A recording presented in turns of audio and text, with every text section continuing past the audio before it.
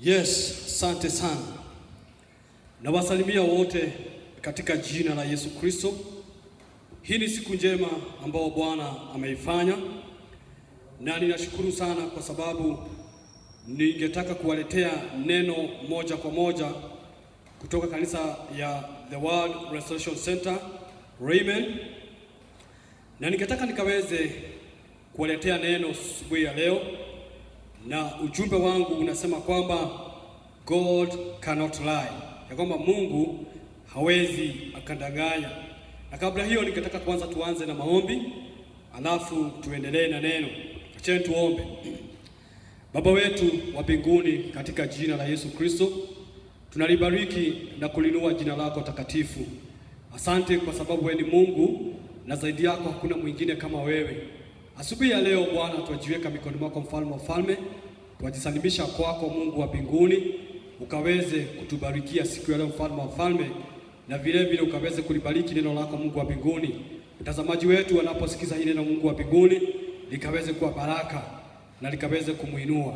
Tuajiachia mikononi mwako kuanzia sasa na kuendelea, na ni katika jina la Yesu tunaomba na kushukuru. Nimesema kwamba siku ya leo ningetaka tukaweze kubarikiwa pamoja na wewe mtazamaji wangu kwenye neno la Mungu kwenye kitabu cha Hesabu ama Numbers chapter 23 verse 19. Na vile nimesema kwamba ujumbe ama kichwa cha ujumbe wangu unasema kwamba God cannot lie. Ningetaka nisome Hesabu ama Numbers chapter 23 verse 19 na tutaendelea. Inasema kwamba God is not a man that he should lie, nor a son of a man that he should repent. He has said he will not do it, all he has spoken and will not make it to good. Amen. Leo nimesema kwamba ninataka kuletea ujumbe ambao unasema kwamba Mungu wetu hawezi akadanganya. Na maneno haya ambao iko kwenye kitabu cha Numbers chapter 23 kuanzia verse 19 ni maneno ambayo iliweza kuzungumziwa kwa sababu kuna watu walitaka ya kwamba watu wa Mungu wakaweze kusimamishwa, watu wa Mungu wakaweze kulaaniwa, watu wa Mungu wakaweze kuondolewa katika nafasi yao ya baraka. Kuna mfalme alikuwa anaitwa Barak, alikuwa ni mfalme wa nchi ya Moabi ama Moabite. Jina lake alikuwa anaitwa Barak.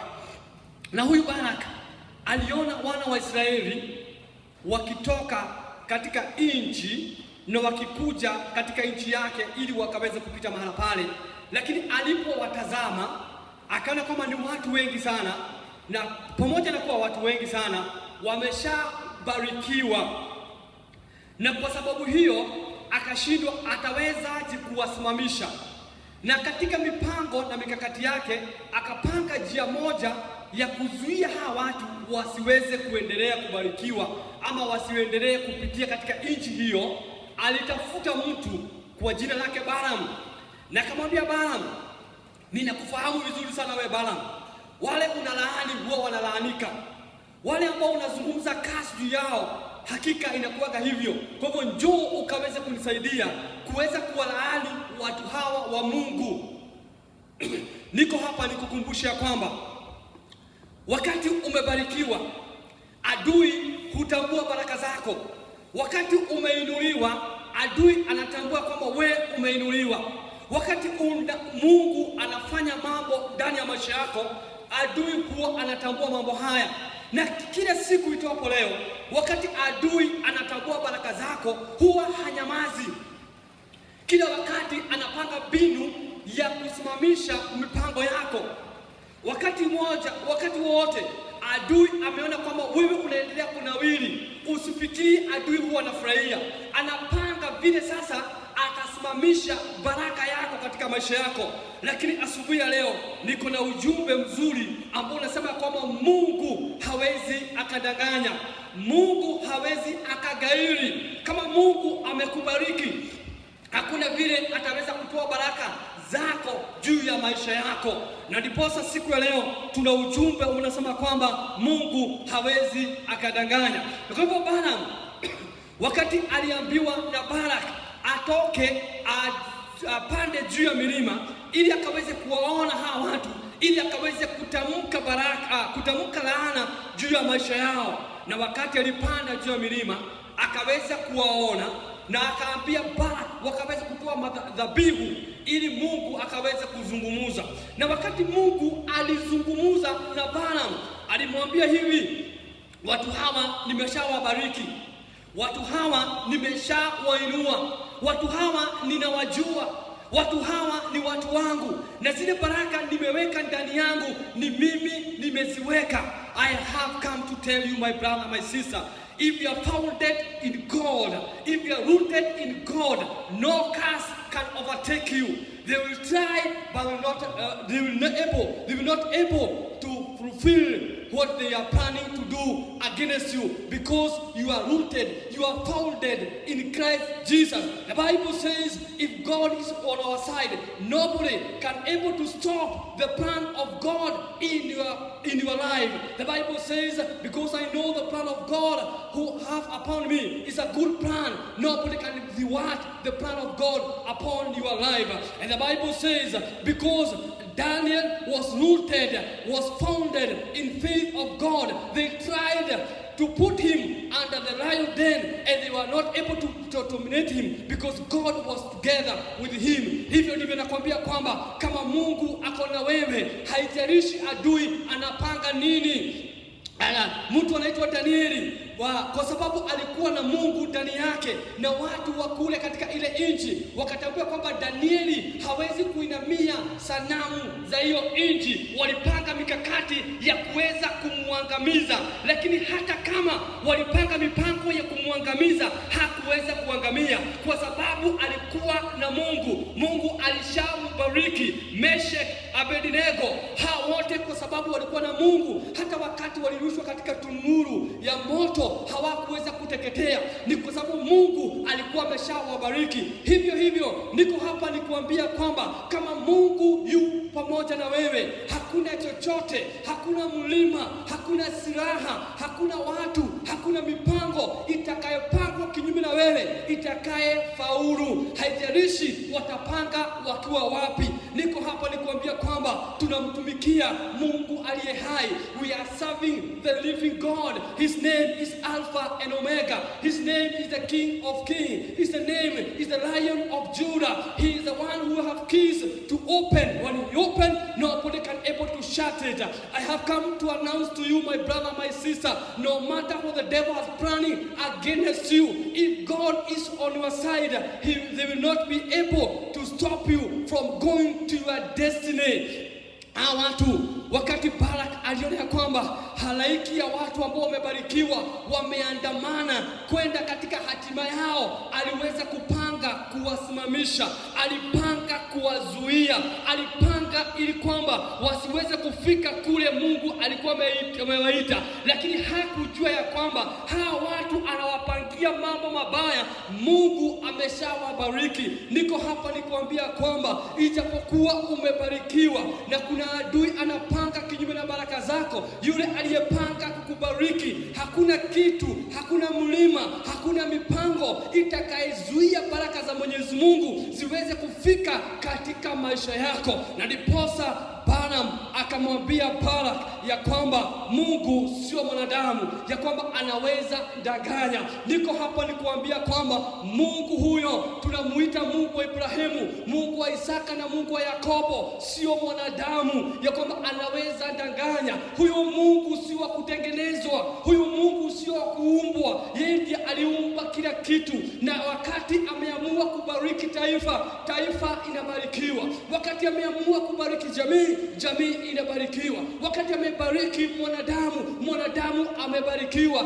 Haijalishi adui atapanga nini, iwe ni usiku, iwe ni mchana, iwe ni huko juu ama chini, ile Mungu ameshatangaza asema hata kwamba atambariki lazima itabarikiwa. Kwa hivyo hawa wana wa Israeli, ijapokuwa walikuwa wanapangiwa mambo kinyume na matarajio yao, haikuwezekana, maana walimfuata Mungu mwenye enzi. Niko hapa nikuambia kwamba tunapomfuata Mungu mwenye enzi, tunapomtumikia huyu Mungu mwenye nguvu zote, hakuna kitu ambayo kitatuzuia kufika kule ambao tumefika. Wakenya wenzangu, siku ya leo nataka niwatangazia kwamba ijapokuwa kuna hofu ya corona, lakini kuna Mungu ambaye ni zaidi ya corona. Hata kama kuna gharika, kuna Mungu ako juu ya gharika. Hata kama tumepangiwa nini, haijalishi wale wamepanga wako na nguvu kiasi gani, lakini kama tuko na Mungu ndani yetu, nakwambia kwamba Mungu hatageuza mpango wake juu ya maisha yetu. Yule Mungu aliyekuita ni mwaminifu kushinda wale wako kinyume na wewe. Yule Mungu aliyekuchagua ana uwezo na nguvu ya kuweza kukushikilia na mkono wake wa kuume mpaka ufike kule unakokwenda. Haijalishi vile walipanga juu ya wale walikuwa mbele yetu, lakini kwa sababu imani yao ilikuwa imeunganishwa na Mungu mwenye enzi, hata kama walipangiwa waliweza kufaulu. Niko hapa nikuambia kwamba wale walienda mbele zetu, akina Danieli, akina Ibrahimu, akina Isaka, walipitia changamoto, lakini uzuri ni kwamba walikuwa na imani, wameshikilia ndani ya Mungu, na hata kama waliona gharika mbele zao waliweza kufaulu, maana walikuwa imani yao imeunganishwa ndani ya Mwenyezi Mungu. Niko hapa nikuambie mtazamaji wangu, haijalishi vile adui amepanga kinyume na maisha yako, niko hapa nikuambia kwamba kuna Mungu mbinguni. Jina lake ni Alfa na Omega. Jina lake ni mfalme wa wafalme. Jina lake ni mwenye funguo za kufungua. Jina lake ni mkate wa uzima. Jina lake ni njia ya uzima. Na kama unamfuata huyu, hata njia hautapotea. Na kama unamfuata huyu, hata mkate wa uzima hautakosa. Na kama unamfuata huyu, hata kuingia kwa giza hautaingia kwa giza, maana yeye ndiye nuru. Niko hapa nikuambia kwamba yeye, hata kama hakuna chochote yoyote, hata kama kuna tumaini, niko hapa nikuambia kwamba wakati atainuliwa juu anashinda vitu vyote. Na kama kuna watu wanapanga jama kinyume na maisha yako, niko hapa nikuambia kwamba hawatafaulu. Ni kwa sababu we have this testimony that our God is a faithful God. We have this testimony that we are serving the Most High God, and if we serve this God, we cannot be ashamed, because we know for sure those who pass before us, they overcome, and thereof we are overcome also, because we have this God in our side. I have come to remind you, no matter if there's a people like Balak in your life, they are planning against your life. There are people like Balak in your vision, they are planning against you. I have come to tell you this day, do not fear, because he has said, fear not my son, because I'm together with you until the end of the days. I have come to tell you, although maybe you are passing a lot of night in your life, I have come to remind you there's a God in heaven. Just to put your faith in him, trust him more and more, and you shall overcome. No matter the situation, no matter the circumstance, I have come to tell you, the God of Israel, he's the God of you today. The God of Abraham, the God of Isaac, is the same God to do what he did in the days of old. He can able to do it tonight in the name of Jesus Christ. The Bible says, God is not a man that he should lie, nor son of a man that he should repent. He has said and he will do it.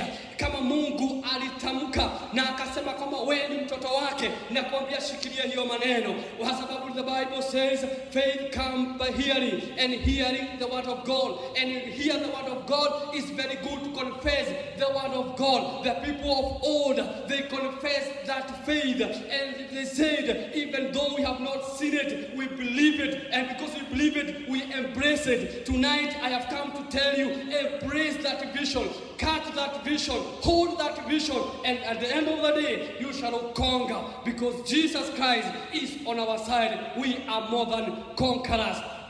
Nikienda kumalizia watu wa Mungu, niko na habari njema, ni kwamba ya kwamba Mungu huyu wetu tunamtumikia sio mwanadamu ama mwana wa Adamu, ya kwamba akaweze kugairi vile alituahidi. Ninajua kwamba hata kama kutakuwa na gharika haitaweza kunigarikisha. Hata kama kutakuwa na magonjwa, haya magonjwa hayataweza kunishinda, kwa sababu kupitia mijeledi yake Yesu Kristo mimi niliweza kupokea uponyaji. Niko hapa niwaambie, hata kama kuna virusi vya corona, hii virusi vya corona sio zaidi ya damu ya Yesu Kristo. Na kama vile walinua nyoka ya shaba huko jangwani, na yoyote aliyetazama aliweza kupokea uponyaji, hivyo tunamuinua Kristo Yesu ndani ya nchi yetu ya Kenya. Na tunapomtazama Yesu hatutaangalia corona, maana corona sio zaidi ya Yesu Kristo. Maana gharika, hata kama kuna gharika, haitaweza kutugarikisha, kwa sababu gharika hii haiwezi ikashinda Yesu. Na neno la Mungu linasema ya kwamba